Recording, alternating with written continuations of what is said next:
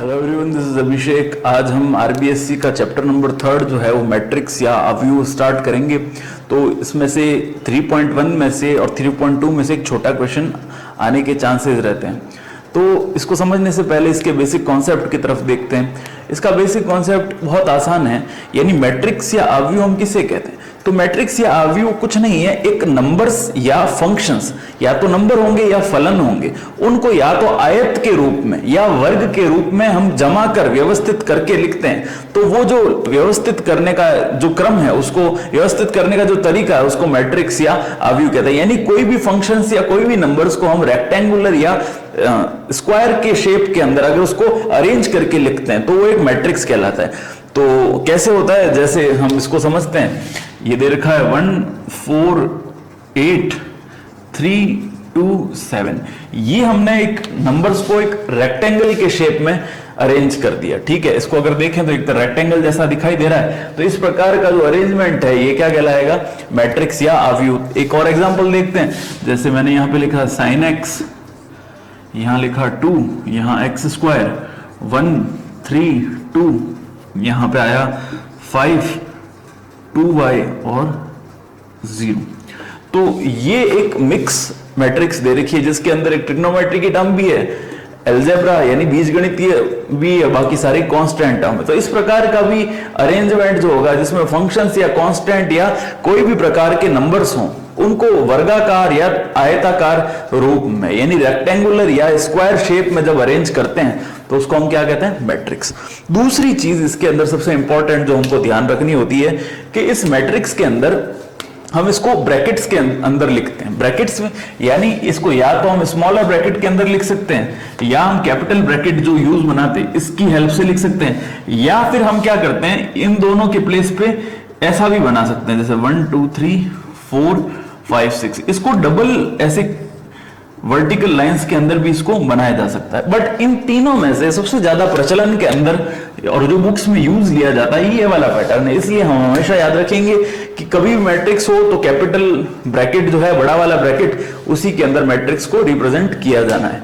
तीसरी इसके अंदर चीज है कि मैट्रिक्स हमेशा कैपिटल लेटर से रिप्रेजेंट की जाती है। जैसे अब ये मैट्रिक्स दे रखी थी तो पहले एक तो इसके बाहर जो ब्रैकेट बनेगा वो ब्रैकेट इस प्रकार से कैपिटल ब्रैकेट हमने बनाया और इसको कैपिटल लेटर से रिप्रेजेंट करेंगे, यानी a is equals to this.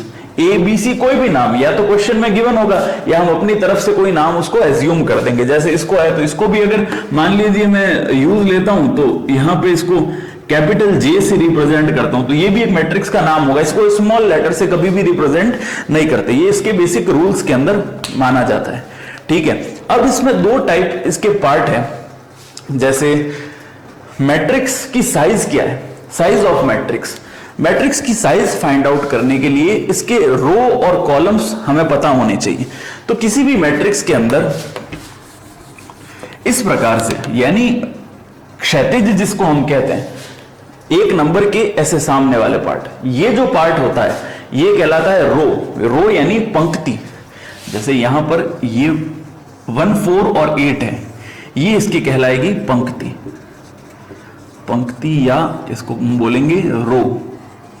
दूसरा इसको वर्टिकली यानी ऊर्ध्वाधर, अगर जब हम इन नंबर्स को अरेंज करते हैं तो ये क्या कहलाएंगे? कॉलम या स्तंभ। जैसे अगर मैं यहां पे देखता हूं तो sin x 1 और 5, ये तीनों जो नंबर हैं ये किसमें दे रखे हैं? कॉलम के अंदर, कॉलम या स्तंभ।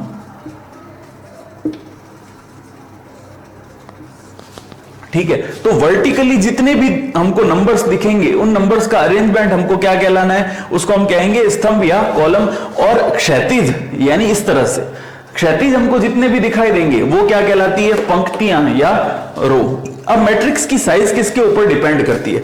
अगर हम रो को n मानते हैं, रो को क्या मानेंगे? n, और कॉलम को क्या मानते हैं? m, तो मैट्रिक्स की साइज हमेशा, इसको हम ऐसे लिखेंगे, साइज ऑफ मैट्रिक्स, जो साइज ऑफ मैट्रिक्स होगी वो n क्रॉस m से बताई जाएगी। यानी n तो हो गई रोज और m हो गए कॉलम। रो और कॉलम के गुणे से जो हमको मैट्रिक्स मिलेगी वो मैट्रिक्स की एक्चुअल में हमारे पास क्या होगी, साइज होगी। जैसे ये हमारे पास मैट्रिक्स है तो इसमें कितनी रोज हैं, 1 और 2, तो n की वैल्यू कितनी हो गई 2, और m की वैल्यू इन कॉलम 1, 2 और 3। तो हम यहां पे साइड में छोटा सा इसमें यहां पे लिखते हैं कि 2 क्रॉस, जैसे विजिबल हो जैसा 2 क्रॉस 3।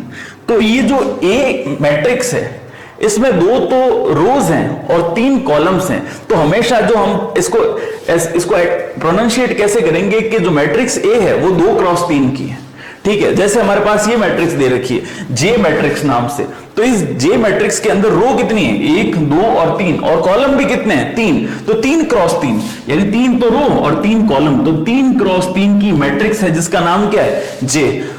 तो समझ में आया, ये हमको मैट्रिक्स की साइज कैसे, मैट्रिक्स को प्रोनाउंशिएट कैसे करते हैं, मैट्रिक्स को उच्चारण कैसे करते हैं, किसी भी मैट्रिक्स जो हमको दे रखी है उसमें रो और कॉलम जो होंगे उन दोनों को आपस में मल्टीप्लाई करते हैं और उसी प्रकार से उसको प्रोनाउंशिएट किया जाता है, और यही मैट्रिक्स की साइज कहलाती है, ठीक है।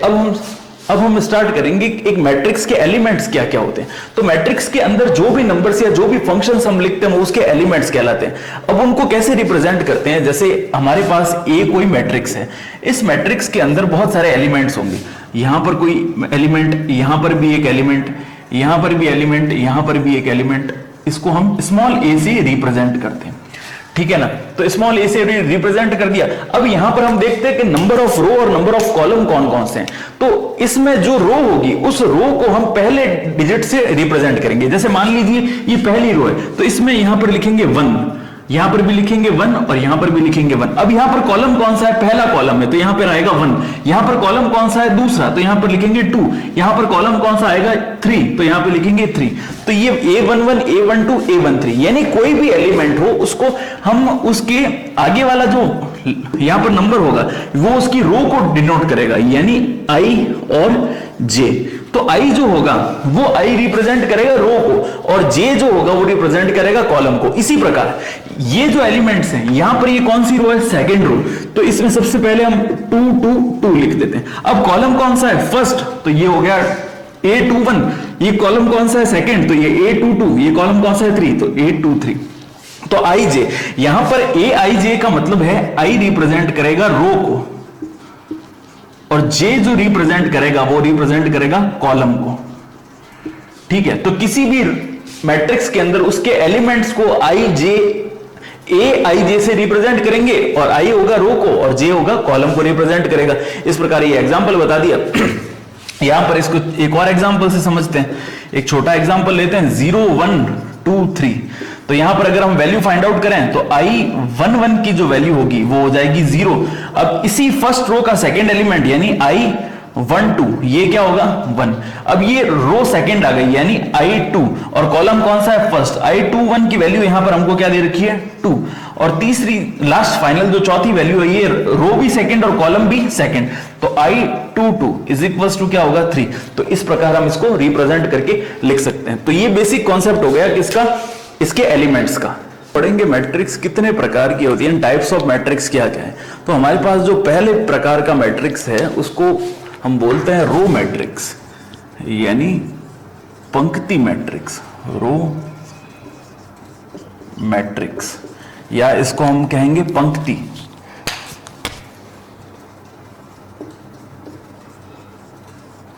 रो मतलब पंक्ति, जैसा कि बताया था इसमें हॉरिजॉन्टल जो मैट्रिक्स का पार्ट होता है वो क्या कहलाता है, पंक्ति या रो। तो ऐसी मैट्रिक्स जिसमें केवल एक ही रो पाई जाती है, यानी A इज इक्वल्स टू, यहां पर दे रखा है 1, 4, 6। अगर इस प्रकार की मैट्रिक्स है तो यहां पर रो कितनी दे रखी है, यानी पंक्ति एक है। इवन यहां पर कॉलम हालांकि हमारे पास 1, 2 और 3 है, यानी ये 1 क्रॉस 3 की मैट्रिक्स है। अगर मान लीजिए हमारे पास कोई दूसरी B दे रखा है जिसमें दे रखा हो x² 1 और ये, तो अब इस मैट्रिक्स के अंदर यहां पर रो तो एक ही है बट कॉलम कितने हैं, 2। तो इस प्रकार ये जो मैट्रिक्स होगी इसको भी हम क्या कहेंगे, रो मैट्रिक्स, क्योंकि हमेशा इसमें जो पंक्ति या रो होती है उसकी संख्या एक ही होती है। तो यहां पर भी क्या हुआ, 1 क्रॉस 2। तो ये होगी पहली बात, रो मैट्रिक्स। दूसरी आती है हमारे पास इसी प्रकार से, दूसरी होगी कॉलम मैट्रिक्स। तो कॉलम मैट्रिक्स। कॉलम मैट्रिक्स को हम कहेंगे स्तंभ मैट्रिक्स, स्तंभ अवयव कह सकते हैं, मैट्रिक्स जो भी आपके उचित लगे। तो कॉलम मैट्रिक्स जैसा कि नाम से पता पड़ रहा है, जैसे रो के अंदर एक ही रो थी तो कॉलम के अंदर क्या होगा, एक ही कॉलम पाया जाएगा। जैसे हम ए को लिखते हैं 3, 8 और 9, तो इस प्रकार की मैट्रिक्स के अंदर देखिए कॉलम तो हमको एक ही दिखाई दे रहा है बट रो कितनी दिखाई दे रही है, 3। तो ये स्तंभ मैट्रिक्स या कॉलम मैट्रिक्स कब कहलाएगी, जब इसके अंदर केवल एक ही रो पाया जाएगा, यानी कि सॉरी एक ही कॉलम पाया जाएगा। रो तो इसमें कितनी भी हो सकती है, तो हमारे पास यहां पर 3 रो है, तो 3x1 की ये मैट्रिक्स हमारे पास होगी। अब सपोज करते हैं बी हमारे पास कोई मैट्रिक्स है जो दे रखा है x 2x + 3 और माइनस का 1, तो यहां पर भी हमारे पास रो कितना दे रखा है, 3, 1, 2 और 3, और कॉलम हमारे पास केवल एक ही दे रखा है, तो इस बार भी ये 3x1 की होगी। अगर हम यहां से 1 को रिमूव कर दें तो यहां तक मैट्रिक्स होगी इस जगह तक, और यहां पर कॉलम कितना होगा 1 और रो कितनी होगी 2, तो ये क्या होगा 2x1 की मैट्रिक्स कहलाएगी। तो इस प्रकार पहली जो 2 टाइप है वो तो है रो मैट्रिक्स और कॉलम मैट्रिक्स। तीसरी टाइप की जो मैट्रिक्स आती है वो आती है स्क्वायर मैट्रिक्स। तो स्क्वायर मैट्रिक्स क्या होगा, स्क्वायर मैट्रिक्स यानी वर्ग अवयव। तो स्क्वायर मैट्रिक्स ऐसी मैट्रिक्स होगी जिसके अंदर रो और कॉलम की जो संख्या है वो बराबर होगी। अब ये नहीं जरूरी है कि 2 होनी चाहिए, 3 होनी चाहिए या 5 होनी चाहिए, जितनी भी रो की संख्या है उतनी को उतनी कॉलम की हमारे पास संख्या होगी, यानी ये हमारे पास है वर्ग अवयव। अवयव या स्क्वायर मैट्रिक्स, ठीक है। तो इसमें रो नंबर ऑफ जो रो होगा, number of row is equals to number of column. Row की संख्या और कॉलम की संख्या आपस में बराबर होगी। तो इसको हम एग्जांपल से समझते हैं, इजी है, कोई इसमें लंबी चौड़ी बात है नहीं। जैसे जितनी रो है उतनी कितनी कॉलम होगी। अगर यहां पर हम 2, 13 और 15 3 कॉलम बनाते हैं, दिख गए 1, 2 और 3, तो रो भी कितनी बनानी पड़ेगी हमको 3। तो यहां पर जैसे 0, 1, 8, 17, 12 और 10, तो ये मैट्रिक्स, इसके अंदर रो भी 3 है और कॉलम भी 3 है, यानी ये जो 1, 2 और 3 दे रखी है रो, और 3 ही हमारे पास क्या है कॉलम। तो इस प्रकार ये जो मैट्रिक्स है क्या कहलाएगी, स्क्वायर मैट्रिक्स। तो हम कितने क्रॉस कितने की बनेगी, ये 3x3 की एक स्क्वायर मैट्रिक्स है। यानी स्क्वायर मैट्रिक्स के अंदर m और n की वैल्यू क्या होती है, इक्वल होती है। तो ऐसी मैट्रिक्स जिसमें m और n की वैल्यू इक्वल होगी उसे हम स्क्वायर मैट्रिक्स या वर्ग अवयव कहेंगे। तो अगली जो मैट्रिक्स है हमारे सामने वो है जीरो मैट्रिक्स या शून्य अवयव जिसको कहते हैं। तो जीरो मैट्रिक्स के अंदर क्या होगा, जैसा कि नाम इंडिकेट कर रहा है, एक ऐसी मैट्रिक्स जिसके अंदर सारे एलिमेंट्स, सारे अवयव जो हैं इस मैट्रिक्स के, रो और कॉलम के अंदर जितने भी अवयव हैं वो सारे के सारे हमारे पास क्या होंगे, जीरो।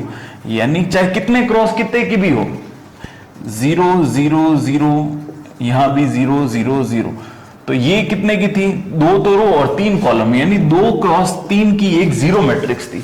तो जीरो मैट्रिक्स को किससे डिनोट करते हैं, 0 या O लिख सकते हैं हम इसको, O यहां पे लिख देंगे 2x3। इसका मतलब यही होगा ये कैसी है, शून्य अवयव या जीरो मैट्रिक्स दे रखी है। इसको हम कितने के भी बना सकते हैं, जैसे कि ये 1 रो और 3 कॉलम, तो इसके अंदर भी ये 1x3 की जीरो मैट्रिक्स होगी। तो इसको O से 1x3 लिख सकते हैं, तो ये भी शून्य अवयव होगा। दूसरी अगली यानी फिफ्थ हमारे पास है डायगोनल मैट्रिक्स यानी विकर्ण अवयव। विकर्ण अवयव या डायगोनल मैट्रिक्स के अंदर क्या होगा, नाम से इसमें भी पता पड़ रहा है, कोई भी मैट्रिक्स है उसका जो मुख्य विकर्ण होगा यहां पर, जैसे 1, 2 और 3, इसके अलावा कोई भी टर्म्स होंगी वो सारी जीरो होंगी, यानी केवल इसके जो अवयव होंगे वो केवल विकर्ण के अंदर ही होंगे। जैसे इस प्रकार, ऐसे मुख्य विकर्ण को छोड़ के इसके जितने भी एलिमेंट्स होंगे वो सारे क्या होंगे, जीरो। तो इस प्रकार की जो मैट्रिक्स है वो क्या कहलाती है, डायगोनल मैट्रिक्स। तो इसको कैसे भी 2x2 की अगर बनाए तो 1 2, तो यहाँ पे हमको क्या पुट करना पड़ेगा 0। इस प्रकार हमारा जो डायगोनल या विकर्ण है मुख्य, उसके एलिमेंट्स ही होंगे, उसके अलावा जितने भी एलिमेंट्स है वो सारे 0 होंगे। फिर आती है यूनिट मैट्रिक्स। यूनिट मैट्रिक्स ऐसी मैट्रिक्स होती है जिसके सारे अवयव जो हैं, सारे अवयव इकाई होंगे। इकाई यानी यूनिट, केवल एक ही होगा, उसके अंदर केवल एक लिखा होगा। जैसे एक मैट्रिक्स है, उसके डायगोनल्स जो जितने भी हैं यानी 1 1 1, ये जो हमने चीज देखी थी अभी, जिसके अंदर इसके विकर्ण यानी डायगोनल के अंदर नंबर्स दे रखे थे, उन नंबर्स की जगह 1 1 1 लिखना है हमको। अगर ऐसी मैट्रिक्स हो जिसके मुख्य विकर्ण यानी मेन डायगोनल जो है वो केवल 1 हो, उसके सारे एलिमेंट्स 1 हो, तो वो क्या कहलाएगा, विकर्ण मैट्रिक्स। जैसे यहाँ पे 0, इधर भी 0 0 0 और 0 0, तो ये वाली जो होगी ये क्या कहलाएगी, एक यूनिट मैट्रिक्स, यानी इसके विकर्ण के अंदर केवल एक ही होना चाहिए। तो इसको शॉर्ट के अंदर भी बता सकते हैं, जैसे 1 और 1 दे रखा है, तो यहाँ पे भी 0, यहाँ पे भी 0। ये कितने की है, 2 क्रॉस 2 की, और ये 3 क्रॉस 3 की। इस यूनिट मैट्रिक्स को जो है वो हम आई से शो करते हैं, ठीक है, तो इसको इससे बता सकते हैं। अब बात आती है स्केलर मैट्रिक्स की। तो स्केलर मैट्रिक्स भी इसी प्रकार की है। स्केलर मैट्रिक्स के अंदर हमको ये पता होना चाहिए जो इसके डायगोनल है, विकर्ण, उसके अंदर एक जैसे एलिमेंट होंगे। जैसे स्केलर मैट्रिक्स को हम बताते हैं कि अगर कोई स्केलर मैट्रिक्स या अदिश अवयव जो दे रखा है, इसके अंदर कोई भी अंदर टर्म होगी, तो बीच वाली जो टर्म है वो एक जैसी होगी, यानी 5 5 5 तो मैंने एग्जांपल लिया है, तो यहां पर जो टर्म है वो कैसी होगी, सिमिलर, बाकी सारे एलिमेंट्स उसके क्या होंगे, 0। तो इस प्रकार की जो मैट्रिक्स है वो क्या कहलाती है, स्केलर मैट्रिक्स। तो यहां पर कुछ भी हो सकता है, जैसे इसमें अगर एक माने तो x स्क्वायर और यहाँ पे भी x स्क्वायर, यहाँ पे 0 और यहाँ पे 0, तो ये भी एक प्रकार की क्या है, स्केलर मैट्रिक्स। तो अगली जो टाइप की मैट्रिक्स है वो है ट्राइंगुलर मैट्रिक्स, या जिसको हम कहते हैं त्रिभुजाकार अवयव। तो जैसा कि नाम से पता पड़ रहा है कि ऐसी मैट्रिक्स जिसके अंदर केवल और केवल जो डायगोनल है उसके या तो ऊपर की तरफ या नीचे की तरफ, विकर्ण के या तो ऊपर की तरफ या नीचे की तरफ ही अवयव होंगे, रिमेनिंग प्लेसेस पे हमारे पास केवल 0 होगा।